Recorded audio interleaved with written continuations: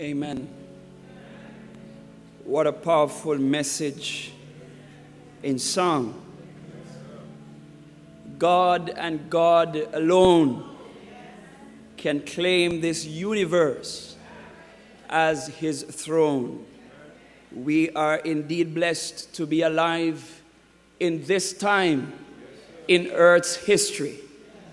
We are blessed to be alive by the grace of God and to have our God as our God. Because there is no God like our God. He is a mighty and wonderful King. What do you say? This morning, my brothers and sisters, I'm truly humbled to stand here before you and to share the word of God. I'm blessed too to have received the invitation to speak with you, and I am happy that the opportunity has been given. I must say that Pastor Hay is a very good friend of mine, as he indicated earlier.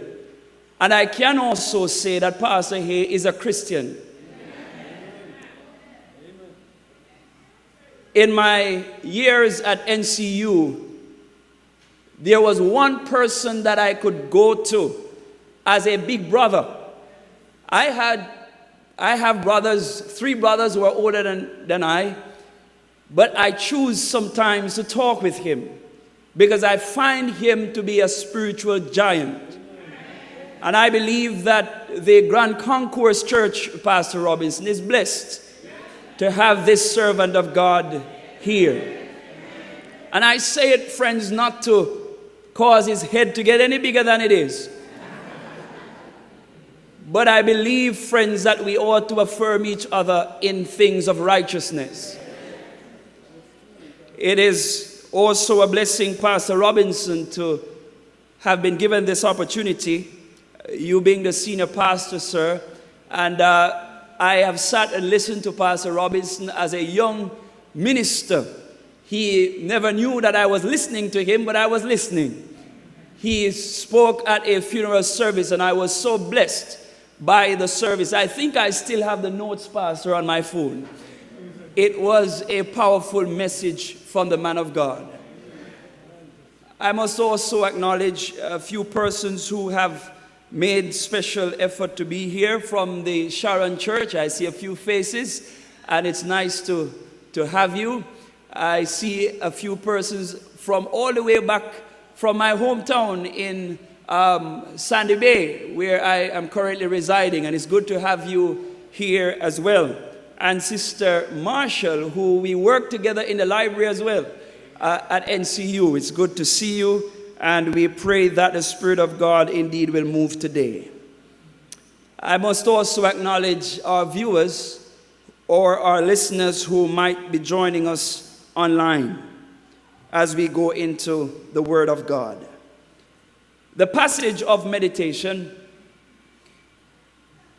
and I must apologize on behalf of for our sister who did the scripture. It was my fault.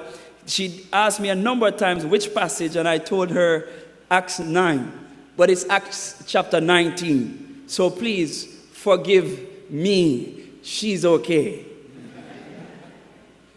Acts chapter 19, verse 11 through verse 17. Acts chapter 19, verse 11 through verse 17. The Bible says, "And God wrought special miracles by the hands of Paul, so that from his body were brought unto the sick handkerchiefs or aprons, and the diseases departed from them, and the evil spirits went out of them. Then certain of the vagabond Jews, exorcists, took upon to call over them which had evil spirits the name of the Lord Jesus, saying, We adjure you by Jesus whom Paul preached. And there were 7 sons of Sceva, a Jew and a chief of the priests, which did so. And the evil spirit answered and said, Jesus I know, and Paul I know. But who are ye? And the man in whom the evil spirit was leaped on them and overcame them and prevailed against them, so that they fled out of that house naked and wounded. And this was known to all the Jews and Greeks also dwelling at Ephesus. The fear fell on them all, and the name of the Lord Jesus was magnified. Let us pray. Our loving Father, anoint this lump of clay. Cleanse me of everything that is unlike you. Open your words to us. Speak to your people, even as you speak to me and through me. And may we leave here with your power. In Jesus' name we pray. Amen and amen. Brothers and sisters, before us is a very important passage of scripture. It is important because it highlights the need for all of us to not just play the game or to have the name, but to play the game. It is more than having the form, but it is having godliness, righteousness, and embodied in the heart. You see, friends, the Bible was written for our learning. We know that. It was written to teach us that when it comes on to having a relationship with God, that it requires quality time with Him. It requires allegiance. It requires loyalty. It requires a sincere love and commitment to Almighty God. And with that in mind, friends, I'd like to entitle this presentation, Who Are You? Who are you? A very important question. Sometimes we are judged by the way we dress to determine who we are. We are sometimes judged, friends, by the way we speak or the jobs we have. But is that really you? The church is quiet, but that's all right. Who are you is a question that we must answer in order to understand the relationship that we have with Almighty God.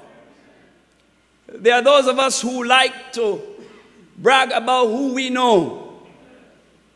We like to talk about somebody who is popular and our association with them. We speak of, sometimes we say, well, my brother knows a friend who has a sister, who has a cousin who knows so and so. We like to associate with those who are affluent and powerful, for those who have positions in society.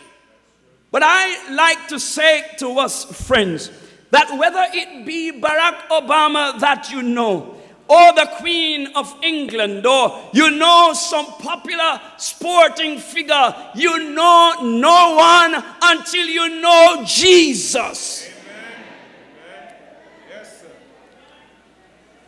It is very important, friends, to appreciate that God's aim in our lives is to draw us closer to Him. For He says, I have loved thee with an everlasting love, and with loving kindness I draw you unto me. Yes. It is God's design to bring us closer to Him. In Jamaica, we often say it's not who you know, but it's who know you. We like to rally on those statements because sometimes you find yourself in circumstances where it is good that it is not who you know, but it's who know you. Oftentimes, when I might be on my way to drop my wife to school or coming back most times, somehow seem that as soon as she gets out of the car, the police knows. So on my way back most times, if I'm not yet in my long sleeve shirt and tie, but probably have on a little polo shirt, I seem to get pulled over by the police. Fortunately, I'm always doing pretty well. Did I say always? Let me correct that. For the most time, I am doing pretty well on the road. So the police won't have to stop me for speeding. I do get in a little bit of trouble every now and again. But God is merciful. What do you say? But the truth is, friends, the police will stop you because of how you're dressed. Because sometimes the assumption is who you are is how you're dressed. The assumption is you are on some kind of illicit mission because of your appearance.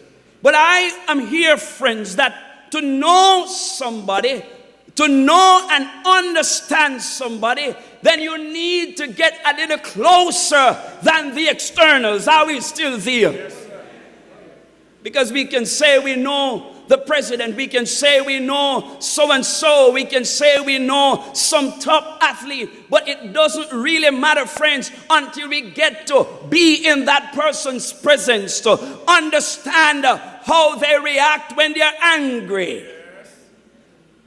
You never know someone until you get close to them. You know, we often say again, because I like to use Jamaican proverbs, it is said that for see me and to live with me, two different things. It is very humorous, but it is a fact. It doesn't matter, friends. When we get closer, we begin to see the faults, we begin to see the imperfections, because we are getting to know the person. And those who are married can testify that it is a growing experience. It is a learning experience. In fact, it is a college that we have been, we have joined with no expectation to graduate.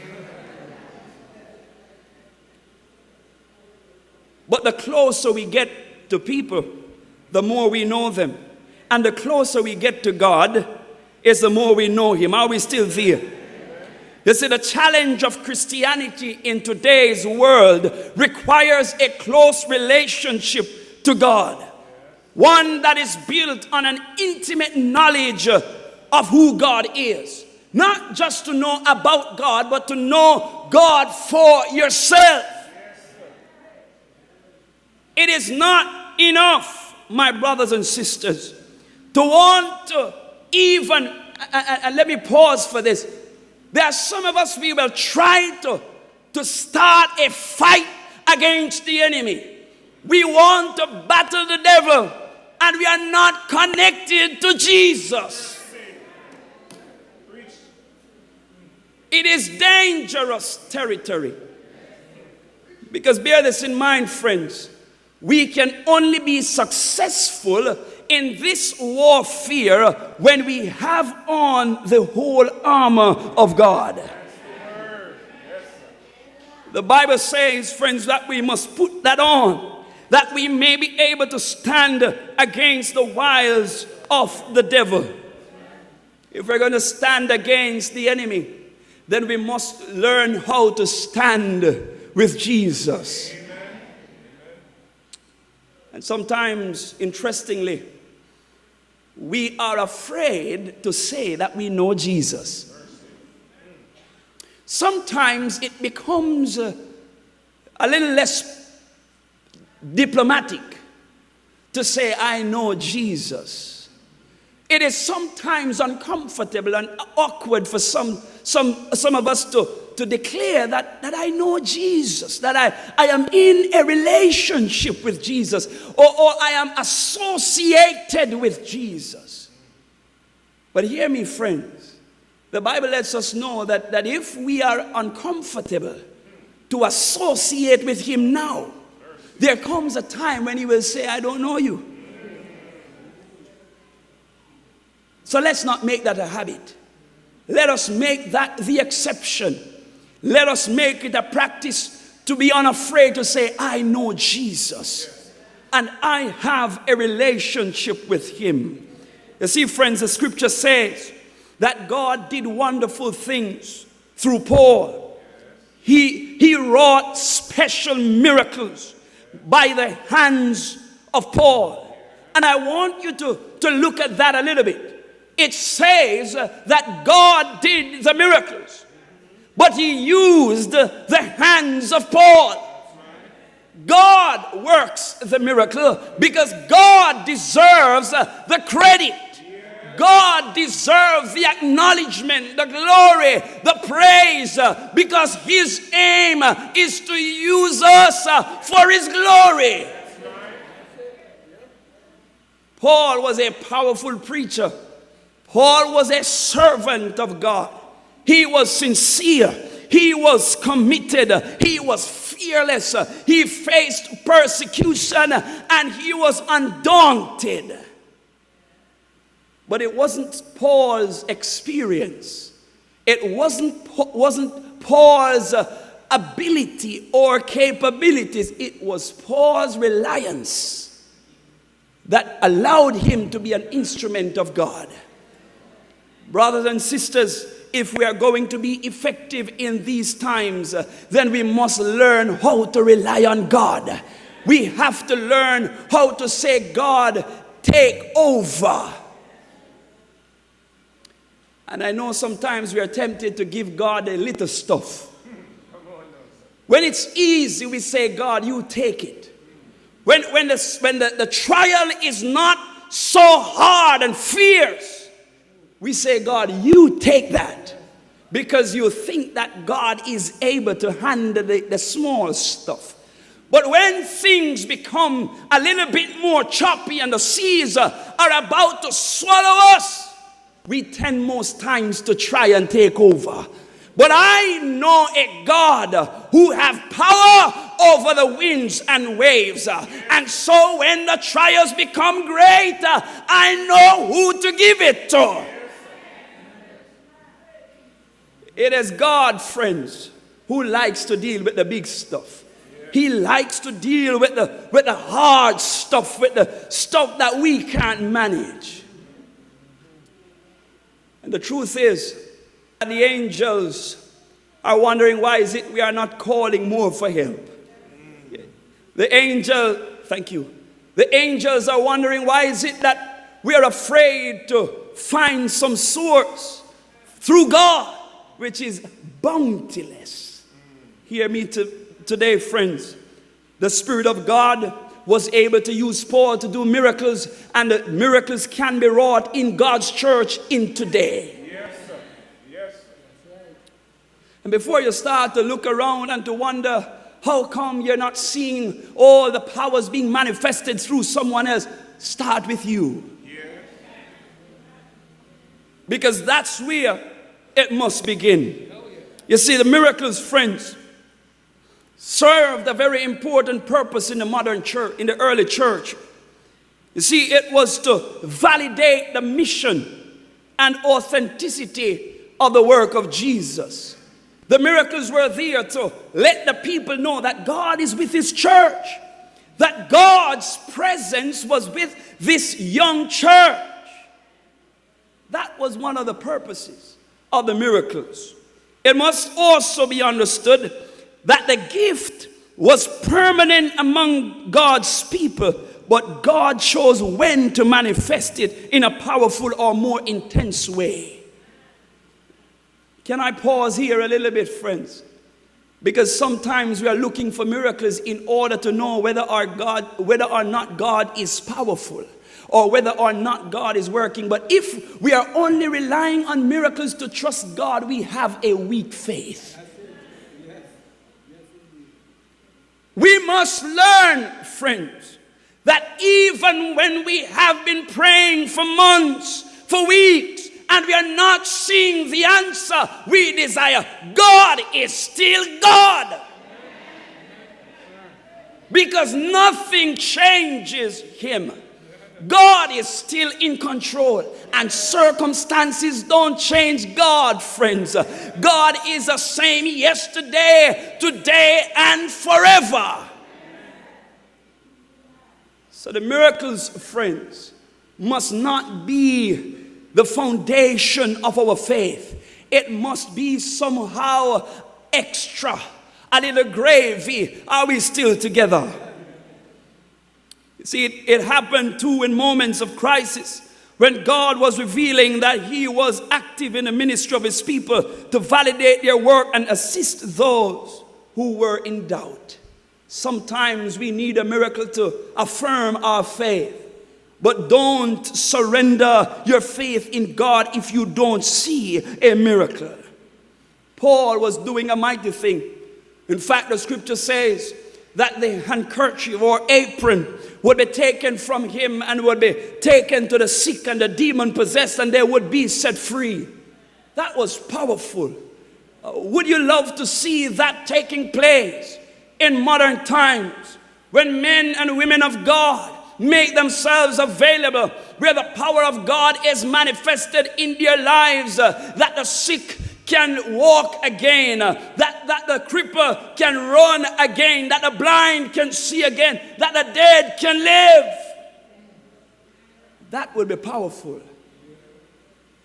But that will happen, friends, when each of us realize that we are vessels that God wants to use. And can I talk to the church a little bit? You see, the Holy Spirit will fill us with his power, but he will not just fill us so that a light can glow from our heads. You didn't hear me. You see, it's not enough, friends, to expect the filling of the Spirit just by sitting down in church. The church is quiet.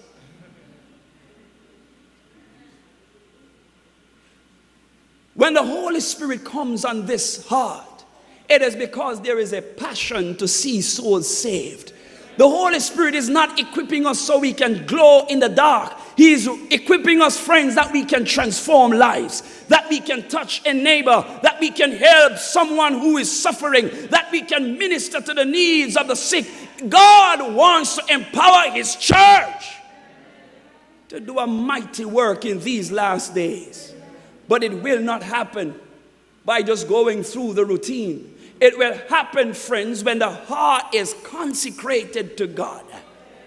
When we don't just see church as a place only to socialize or to talk over the issues of the week, but we see church as a place of refilling, a place where we can find strength to continue in the work of ministry.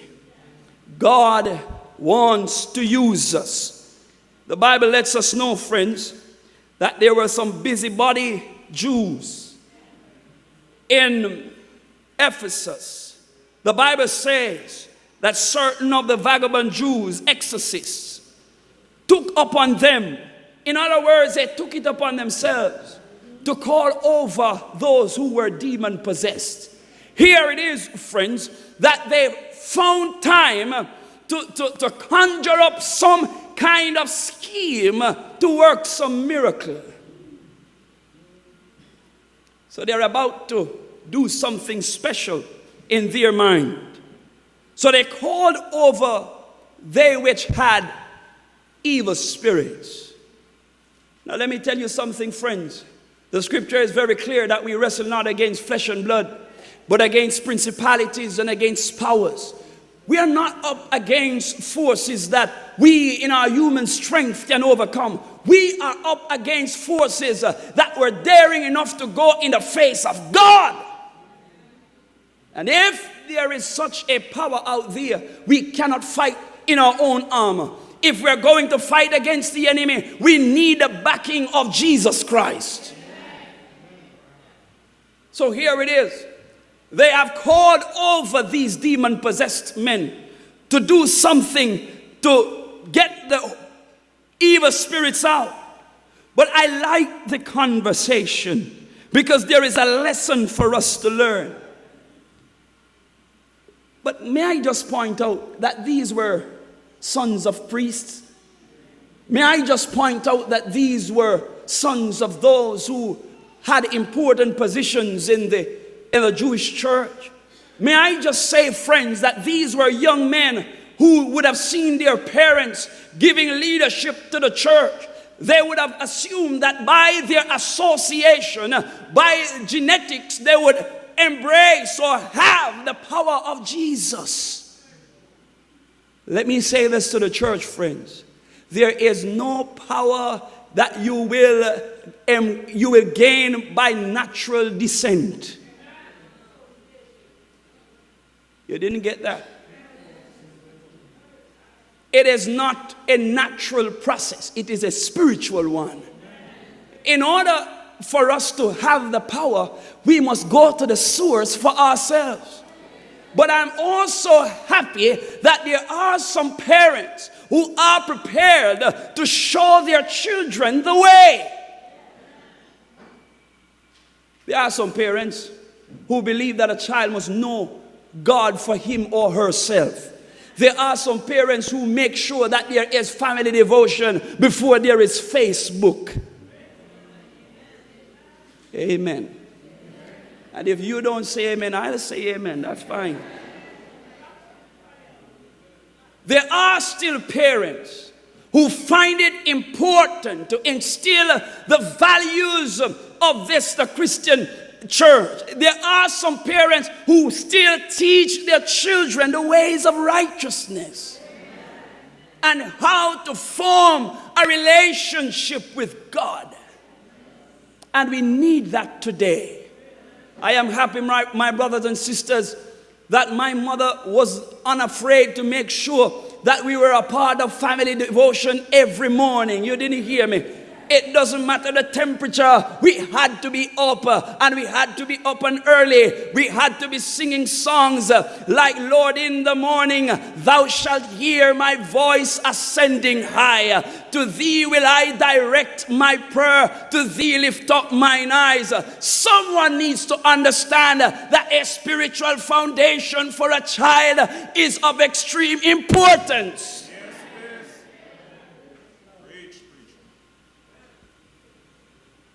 The cartoons can't do it. Because, can I say this, friends? The same way that the church has a mission to educate our children, you must understand that the world has a mission to educate your children. And it's coming through stages. They are given little nice itty-bitties of sin very early. So by the time they become teenagers, they are exposed to a little bigger size of sin, but it is still looking pretty. We have a responsibility to expose our children to righteousness, to let them know what sin is, to let them know that the scriptures is a standard, that this is the ruler, and anything that is going to be measured, it must be measured against this. Children need a spiritual foundation. And don't be dejected, because there are children who would have been exposed to spiritual foundations, but they have veered from course. I want to say to a parent here that you might be praying, you might be struggling because there is a son, there is a daughter that was exposed to your faith, but they have walked away. I say keep on praying. Yes. Never, because one day by the grace of God, we hope that that child can return to the ark of safety, when your family then will join with the family of heaven. But we must not fail in maintaining our principles to teach our children the ways of righteousness. The Bible says, friends, that as these boys, these young men, made a very bold statement to the evil spirit. They said to the evil spirit, we adjure you. We demand of you. We are asking you, come out of him. But notice, friends, notice the power which they asked in. They said to the evil spirit, we adjure you by the power, we adjure you by Jesus, whom Paul preached. Brethren, even without the rest of this passage, you see that these young men are in trouble. If you are calling on the name of Jesus, and we have ways of taking his name in vain, but if we are calling on the name of Jesus, then we must be connected to Jesus. Jesus says, these people worship me with their lips, but their hearts are far from me. They only put on a show. Preach, preacher. And they rely solely on probably a message, probably something or somebody that they know. Because they might know someone who is very spiritual, but it is not enough. As powerful as Paul was, friends, as much as Paul says, follow me as I follow Christ, Paul is saying, this passage is saying, friends, that these men was calling upon the spiritual strength of Paul. And our spiritual strength, regardless of who we are, is useless to somebody else if that is what they're relying on. But I am happy, friends, for Jesus. You know, I am happy, friends, that Jesus in his mercy would have spared these boys. And we'll get there a little bit. But the Bible says that they asked the spirit to come out, but then the evil spirit responded. Now this is where it gets very eerie. It is becoming a little bit agitating to them. They are worried that the evil spirits have responded. You see, friends, these evil spirits, they would have met Jesus. In fact, they were under the leadership of Jesus in heaven. They were a part of those who were kicked out of heaven. And here it is, friends, that they are saying to these men, we know Jesus. Can I say to the church that it is not enough just to know about Jesus? Because the Bible lets us know that the devils themselves believe and tremble. The devils know who Jesus is. They understand who he is. They don't just hear about him, they know him. The only problem is they don't follow him. But the Bible tells us in this passage, friends, that after they would have said to him, come out, the evil spirit says, Jesus, I know. You see, friends,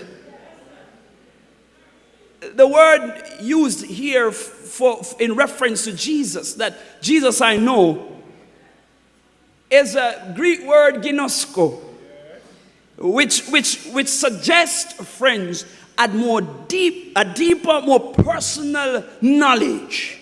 We know him. Are we still there? But with Paul, we know that Paul is a servant of God.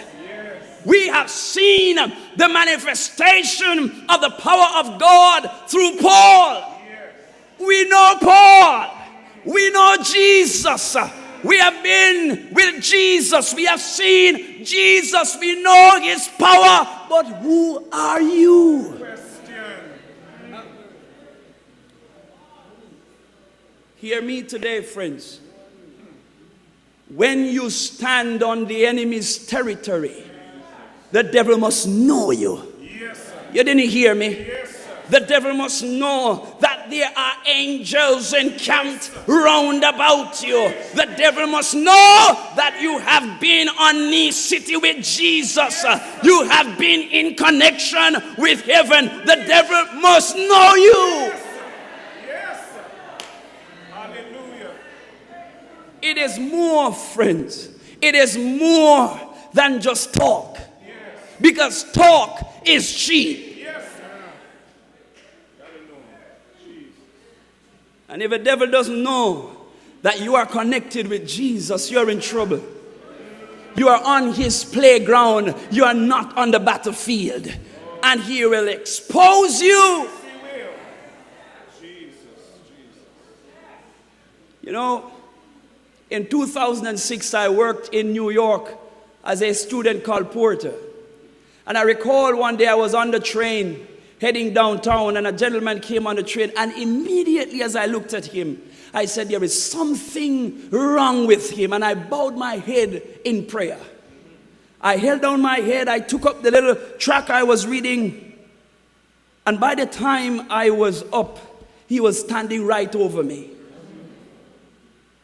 And I did my best to maintain my calm, because there's a little Jamaican still in me. I did my best to maintain my calm, friends, because this man is over me. He's threatening to spit in my face. By this time, he has grabbed the paper out of my hand, but I am still trying to keep calm. And you know, friends, he eventually left. But I said to myself, was I the only one in the train? There were over 15 more persons in that car, and he chose me. I said to myself, I know the devil saw that I was praying.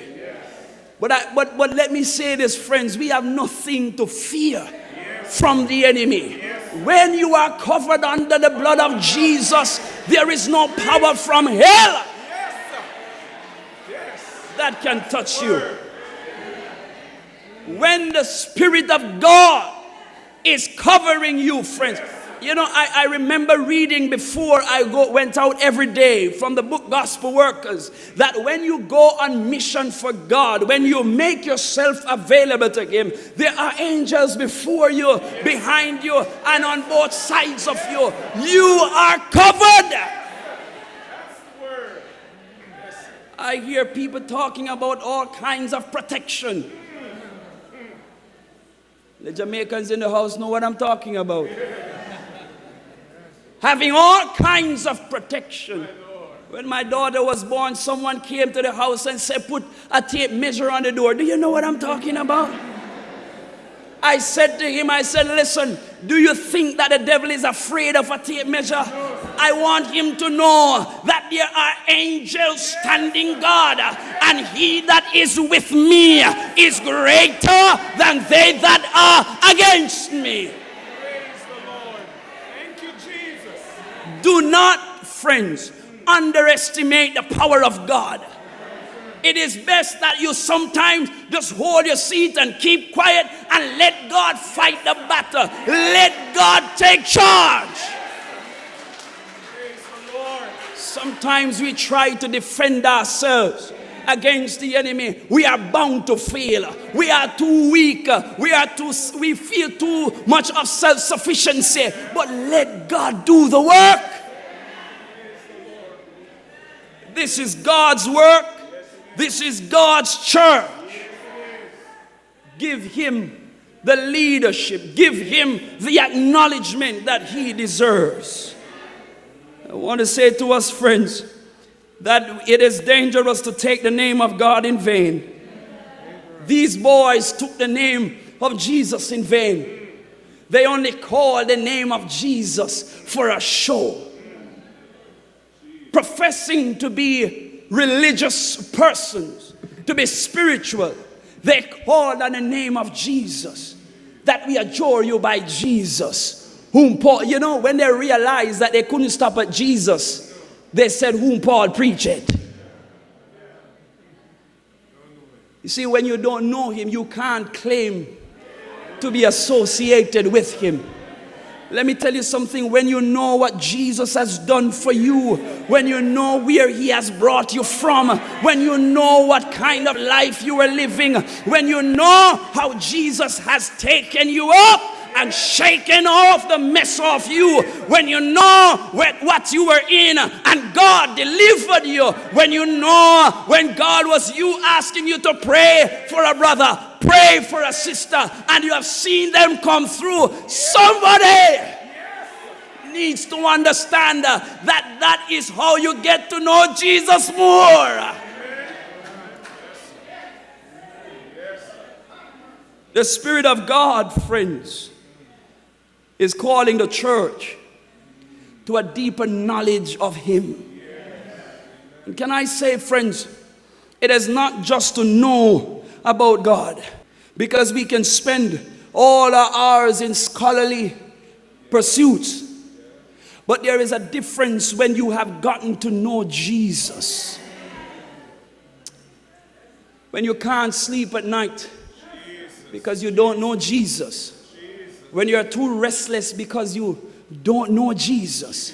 There are people who are meandering the streets of this city, walking up and down trying to find some solace. They might be dressed in suits and ties, but they still need Jesus. There are people who look all right and they live in the nicest places or even the worst of places, but they still need Jesus. They still need to know that there is someone who cares.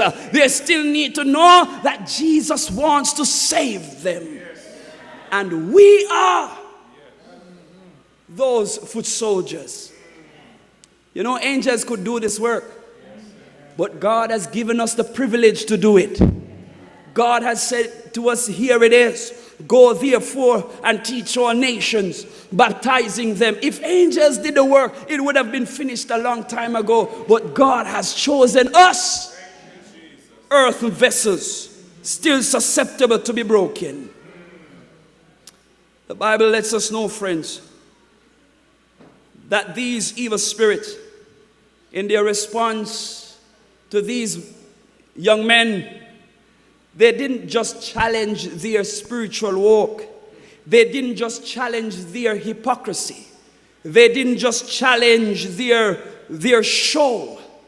What they did was to expose them. You know, the Spirit works with us in a timely fashion. Sometimes the Spirit comes to you and say, you must stop. You need to change course. He speaks to you in those quiet moments of meditation when all the head can do is to lie on the pillow. He speaks to you and he says you must change course. The path you're taking is unrighteous and ungodly, and you need to stop. But then you disregard the voice of God. And then he sends someone else to you. He sends a brother from church, or through some means he sends someone to talk to you. But you're still not taking heed. Sometimes the Spirit exposes you. And that's the only time he can really save you. Because some of us will not respond until it becomes open. The church isn't listening. But mind you, that's where the grace of God comes in. You see, in spite of who we are, the Spirit of God is still working with us. He is still ministering to us. He's still begging us. He's still trying his best to show us love and kindness in spite of who we are. You know, many of us imagine God as an exacting God, that the minute we go against his will, he's somewhere pulling up on some big strap to slap us over the back. But God's mercy is long-suffering. I say God's mercy is long-suffering, and you could say that he suffers long. Sometimes for 50 years, sometimes for 20 years, he's still working. He's still begging, he's still pleading, he's still asking for change. He's still working. But one day, friends, God will say enough is enough. Enough is enough. He that is filthy, let him be filthy still. And he that is righteous, let him be righteous still.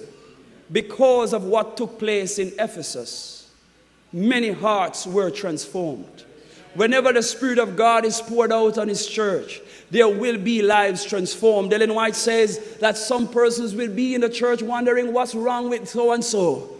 You didn't get that. You're wondering is what is wrong with that person? Why is it they're so spiritual? Why is it they are excelling so much in the spiritual things? But hear me, church. It is now that we start drawing closer to Jesus. I have coined a thought in a question, because there are many who say that the church is dead. So I ask the question, who killed it? And if the church is dead, I'd like to suggest, friends, that we might very well be accomplices to the murder. But God's church is not dead. God's church is alive. God's church is alive and well because it wasn't built on Pastor Chambers. It wasn't built on our pastors here. It was built on Christ, the solid rock. And He says, upon this rock I have built my church, and the gates of hell shall not prevail against it. God's church will remain alive until He comes. But if we want the church to be alive as we think it, then let the revival begin with you.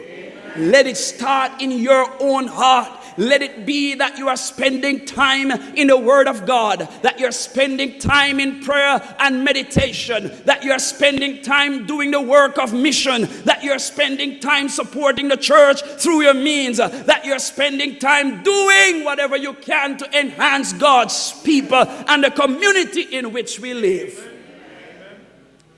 May God help us, friends, that we will not end up like the sons of Sceva, but that we will be like Paul, instruments of His grace, instruments of His blessings.